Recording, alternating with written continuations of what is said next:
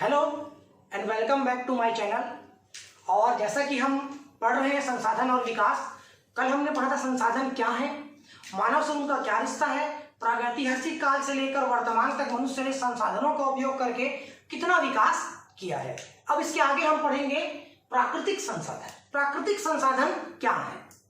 प्राकृतिक संसाधन के संसाधन है जिन्हें बनाने में मानव का कोई योगदान नहीं है, वह केवल उन्हें उनके प्राकृतिक संदर्भ से अलग करता है। अर्थात इन संसाधनों को मनुष्य ने नहीं बनाया है। किसने बनाया है? प्रकृति ने बनाया है। मनुष्य क्या करता है? इनका सिर्फ उपयोग करता है। जैसे जंगल से काटकर लाई गई लकड़ी को हम प्राकृतिक संसाधन मान सकते हैं, लेकिन कपास जिसे मानव उगाता है उसे हम संसाधन नहीं कहेंगे। कौन सा? प्राकृतिक संसाधन। ठीक उसी तरह धरती के अंदर से खोदकर निकाले गए लौह अयस्क को हम क्या कहेंगे? प्राकृतिक संसाधन। लेकिन उससे बनने वाला इस्पात अर्थात लोहे के रूप को, उसके स्वरूप को बदलकर हम बहुत सारी चीजें बनाते हैं, जैसे कि लोहे से बनी हुई वस्तुएं, गाड़ी बनाते हैं, पंखा बनाते हैं, कूलर बनाते हैं। आपके आसपास जितनी भी लोहे की चीजें बनी है, हम उनको अयस्क का रूप बदलकर उसको इस्पात के रूप में इस्तेमाल करते हैं। उसे हम क्या कहेंगे? संसाधन कहेंगे। ठीक है। अब है प्राकृतिक संसाधनों का वर्गीकरण। संसाधनों को वर्गीकृत किया गया है, उनको कुछ टुकड़ों में बांटा गया है। पहला है जैविक संसाधन। जो संसाधन जीवों पर आधारित होते हैं, अर्थात जो जीवों से प्राप्त होते हैं, उन्हें हम क्या कहते हैं? जैविक संसाधन। जैसे कि लकड़ी, मछली आदि। लकड़ी कहां से मिलती है? जंगलों से मिलती है। मछली कहां से मिलती है? जल से मिलती है, जो कि जीवित है। उसके बाद कोयला और खनिज तेल को भी हम इसी श्रेणी में रखा जा सकता है, क्योंकि ये मृत जीवों से बनते हैं। कोयला किससे बनता है?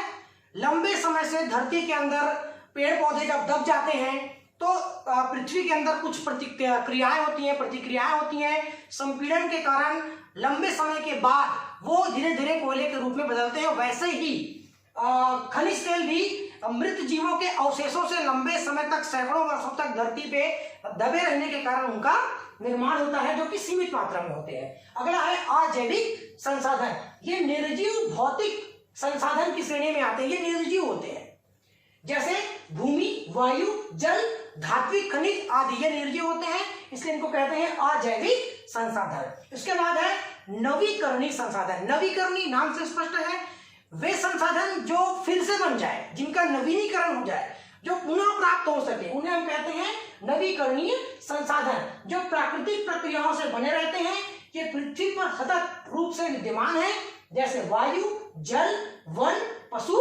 आदि। वायु कभी खत्म नहीं होती, बार बार बन जाती है, हम श्वास लेते हैं, यूज करते हैं। उसके बाद जल, पानी हम लगातार यूज करते हैं जीवन भर, जन्म से लेकर मृत्यु तक हर व्यक्ति। और उसके बाद भी जो है पानी जो है वो धरती पर विद्यमान है और हमेशा रहेगा। और वन यानी जंगल, जो हमारे लिए बहुत आवश्यक है। और पशु पक्षी तो आप देखते ही हैं। ये सब क्या है? नवीकरणीय संसाधन है। अब इसमें कुछ समस्याएं उत्पन्न हो गई हैं इन नवीकरणीय संसाधनों में मनुष्य के द्वारा। वो क्या है? तो मानव द्वारा इनके नवीकरण में बाधा डाली जा रही है, जैसे जल का अत्यधिक दोहन और उसे लगातार प्रदूषित करना, जिसे हम कहते हैं जल प्रदूषण। होता क्या है? हमको जल कैसे प्राप्त होता है? सूर्य की रोशनी पृथ्वी पर पड़ती है। पृथ्वी में जितने भी नदी, तालाब, जल के स्रोत हैं, वो वाष्पीकृत होते हैं। वाष्पीकृत होकर वापस वो भाप बनकर उड़ जाते हैं और आसमान में चले जाते हैं। बाद में वो बारिश के मौसम में प्रकृति क्या करती है? उन्हें वापस हमको लौटा देती है। यही चक्र चलते रहता है, जिससे हमको क्या मिलती है?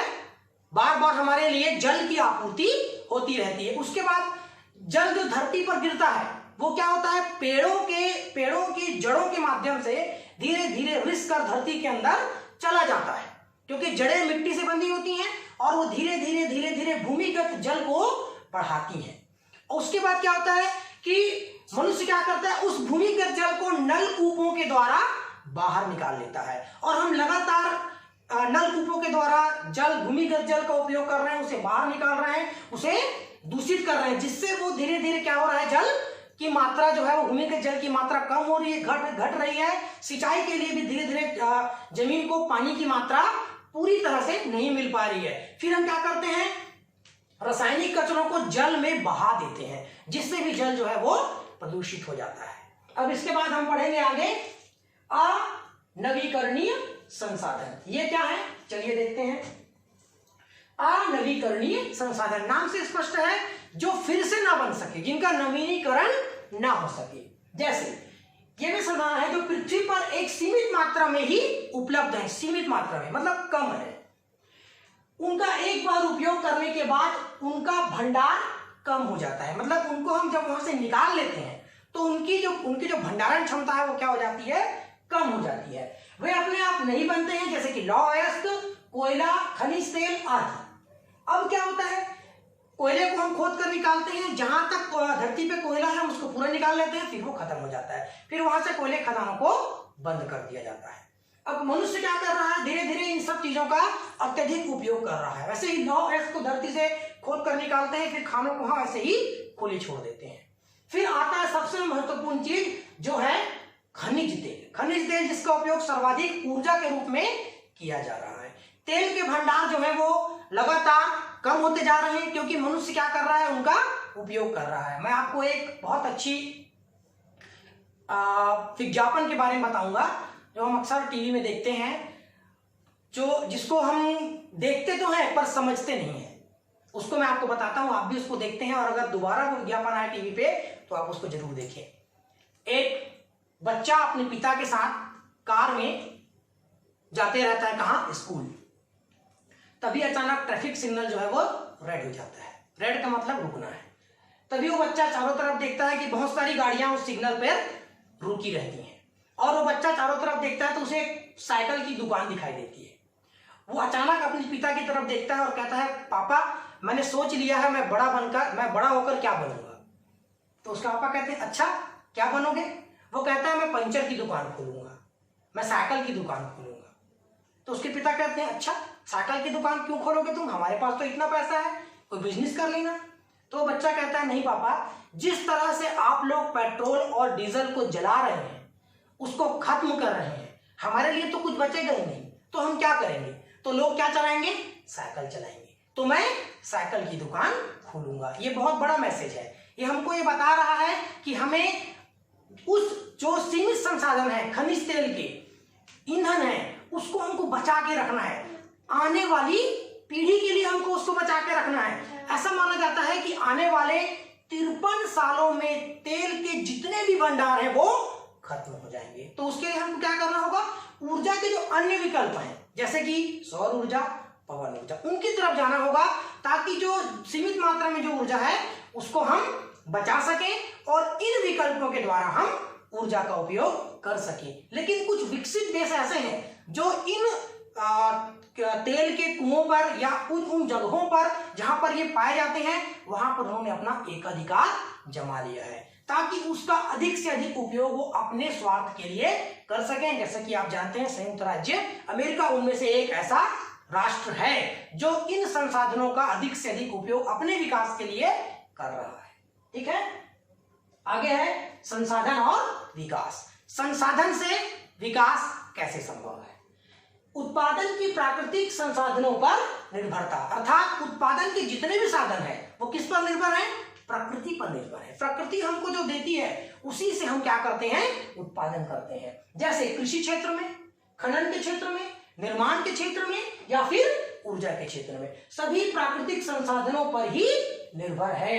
इन क्षेत्रों में संसाधनों को उपलब्ध कराने की पर्यावरण की जो क्षमता होती है उसे हम क्या कहते हैं, पर्यावरणीय स्रोत कहा जाता है। मतलब इन क्षेत्रों पर उपयोग के लिए पर्यावरण जो हमें प्रदान करती है उसे हम क्या कहते हैं, पर्यावरणीय स्रोत कहते हैं। किंतु इन संसाधनों को स्वस्थ रखना भी हमारी नैतिक जिम्मेदारी है, इनको बचा के रखना भी हमारी एक नैतिक जिम्मेदारी है। अर्थात इन्हें हम जितना अधिक प्रदूषित करेंगे ये हमारी पहुंच से उतना ही दूर होते जाएंगे। हम जितना विकास और खुशहाली को लंबे समय तक टिकाऊ बना पाए, इसी को हम टिकाऊ विकास या टिकाऊ खुशहाली कहते हैं। अब है सिंक क्षमता या शुद्धिकरण की क्षमता। पर्यावरण की प्रदूषण को एक सीमा तक सहने की, एक समाहित करने की एक क्षमता को हम क्या कहेंगे, सिंक क्षमता कहलाती है। जैसे कि नदियों में बहाए गए गंदे पानी को साफ करने की क्षमता, फैक्ट्री से निकलने वाले धुएं से होने वाले वायु प्रदूषण को सोखने की क्षमता। मतलब पर्यावरण की भी एक क्षमता होती है कि वो एक निश्चित सीमा तक उस प्रदूषण को बर्दाश्त कर सकता है। जैसे कि हम क्या करते हैं, लगातार नदियों में वेस्ट मटेरियल जो होता है, जो फैक्ट्रियों से कचरा निकलता है, गंदा पानी निकलता है, उन्हें हम क्या करते हैं, नालों के माध्यम से नदियों में और नदियों के माध्यम से समुद्रों तक पहुंचाते हैं। तो धीरे धीरे क्या हो रहा है इससे कि नदी का जो जल है वो प्रदूषित हो रहा है। प्रदूषण होने के कारण वो उपयोग के लायक नहीं रहा, उसमें रासायनिक पदार्थों की मात्रा बढ़ रही है, जिससे मछलियों को नुकसान हो रहा है। मछलियों को खाने से पक्षी मर रहे हैं, कीट पतंगे मर रहे हैं, क्योंकि वो पक्षी उनको भी खा रहे हैं, और मछलियों को मनुष्य खा रहा है, जिससे मनुष्यों को भी आगे चलकर कई गंभीर बीमारियों का शिकार होना पड़ सकता है। उसके बाद है वायु प्रदूषण। फैक्ट्रियों से निकलने वाला जो धुआं होता है वो घरों से निकलने वाले धुओं से कहीं अधिक घातक होता है, कहीं अधिक घातक होता है, क्योंकि वो एक क्षमता तक प्रकृति उसको सह सकती है और लगातार प्रोडक्शन चलता है। अभी तो ऐसी स्थिति है कि कारखाने और मशीनें बंद ही नहीं होती, वो चालू ही रहती हैं, 24 घंटे चलती रहती हैं, जिससे बहुत अधिक धुआं हम पर्यावरण को देते हैं। और ऊपर से हम पेड़ पौधे काट रहे हैं, क्योंकि पेड़ पौधे क्या करते हैं, उनको सोखते हैं और हमको ऑक्सीजन वापस करते हैं।